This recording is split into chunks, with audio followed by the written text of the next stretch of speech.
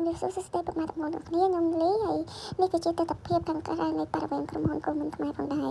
ថ្ងៃនេះជាថ្ងៃទី11ខែ4នៃឆ្នាំ2025ហើយក៏ជាថ្ងៃដែលក្រុមហ៊ុនកុំមិនខ្មែរបានប្រារព្ធពិធីអង្គរសង្ក្រាន្តផងដែរ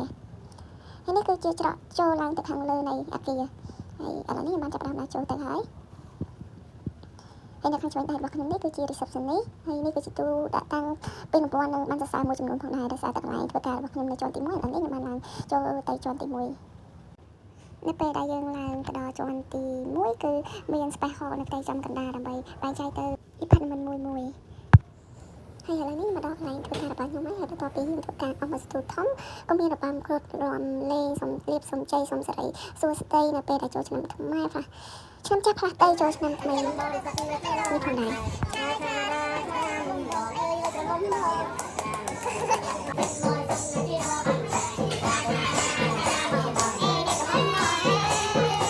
ឥឡូវនេះខ្ញុំក៏បានចុះមកខាងក្រៅមកដើម្បីញ៉ាំអាហារថ្ងៃត្រង់ផងដែរហើយនេះជាវិចារា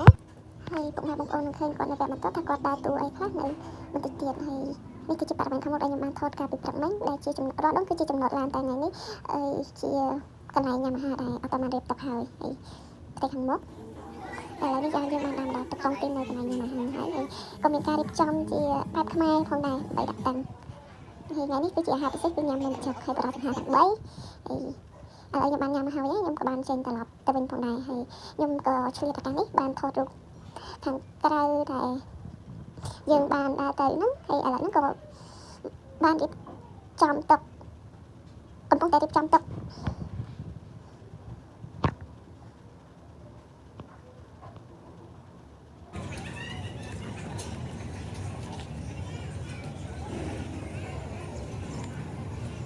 ពីខាងក្រៅក៏ជាស្អាត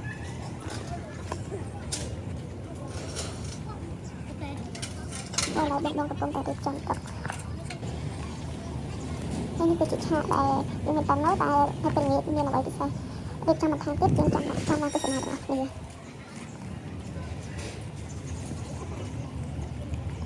ជាចំណុចម៉ូតូខាងពីច្រកចេញហើយយើងក៏មានការសូត្រមន្តដើម្បីបណ្ដេញគ្រោះចង្រៃឆ្នាំចាស់ទៅផងដែរ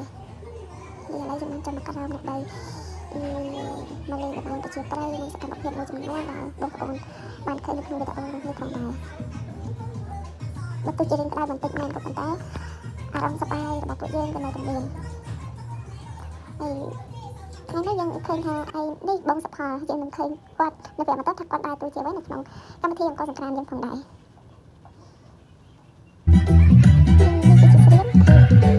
ក៏ជាសម្ព័ន្ធដែលយើងត្រូវចាប់នៃរត្រីនេះយើងឃើញឆាកយើងបានរៀបចំពីរងមានផងប៉ះមានគ្រឿងហ្វាមានអីហើយគាត់កំពុងតែរៀបចំនៃខ្សែដើម្បីយើងទៀមទាត់នឹងលេងល្បែងប្រជាប្រិយហើយខាងលើនោះគឺជាក្អមនិងយើងនឹងលេងវាយក្អមផងដែរខ្ញុំឃើញថាទីមួយខំគឺជាគូតនៅក្នុងកម្មវិធីអង្គរសង្ក្រាន្តរបស់កុំមិនខ្មែរជាមួយនឹងអ្នកគ្រូពេទ្យប្រចាំក្រុមហ៊ុនកុំមិនខ្មែរផងដែរហើយនេះគឺជាបរិយាកាសទី1ស្មារតីនៅត្រូវវាយក្អម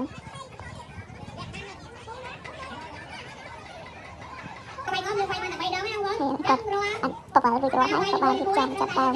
វាយក្អមថាតែឧបករណ៍អាចទីបានតែគាត់អាចវាយក្អមមិនបានអត់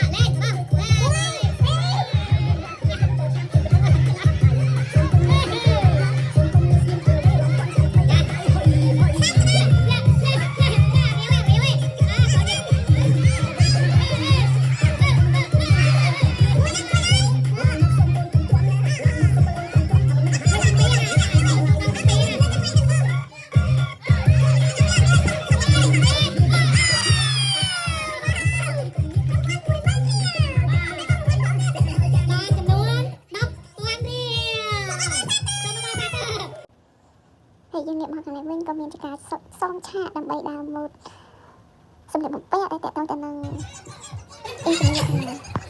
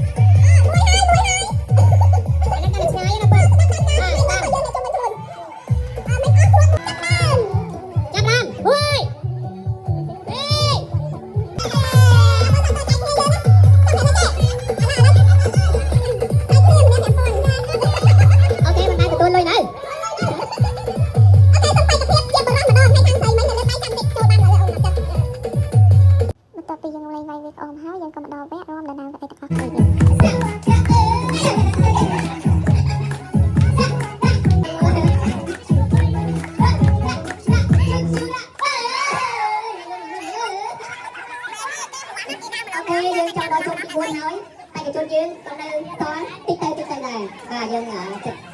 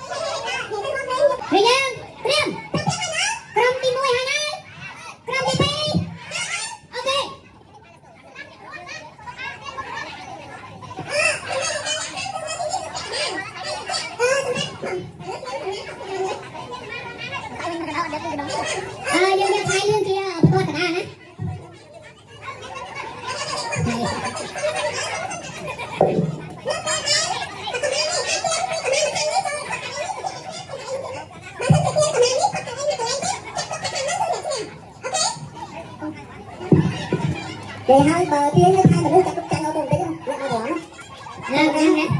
យើងហើយប្រពន្ធវាហើយធ្វើតិចធំនឹងត្រឹមត្រូវ